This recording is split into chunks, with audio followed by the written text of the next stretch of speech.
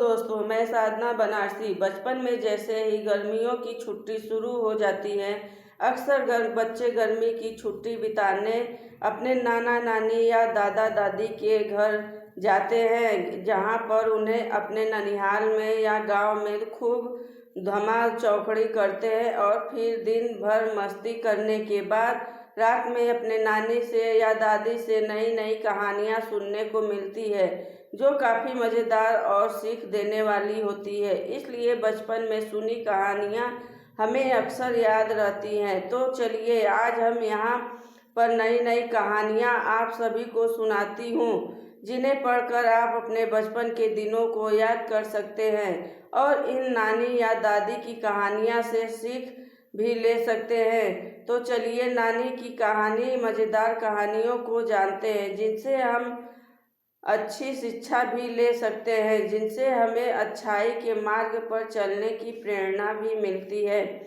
एक जंगल में विशाल पर्वत था। एक दिन उस विशाल पर्वत ने जानवर को देखा, फिर जंगल को देखा और फिर खुद को देखा। उसे अपने आकार पर बहुत घमंड हो गया। उसने कहा, मैं सबसे बड़ा बलवान हूँ, मैं ही तुम्हारा भगवान हूँ।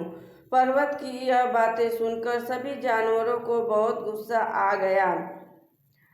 हिरण ने आगे बढ़कर कहा, ओ घमंडी पर्वत, अपने आप पर इतना घमंड मत कर। एक क्षण में तुम्हें दौड़कर पार कर सकता हूँ।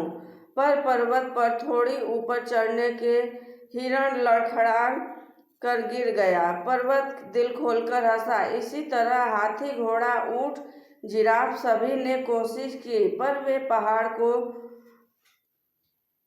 कुछ बिगाड़ नहीं पाए। अब सभी जानवरों को अपना दोस्त चूहा याद आया। चूहा पर्वत के पास आया और उसने पर्वत को चुनौती दी। पर्वत ने चूहे का खूब मजाक उड़ाया। चूहे ने मुस्कुराते हुए पर्वत में छेद करना प्रारंभ किया।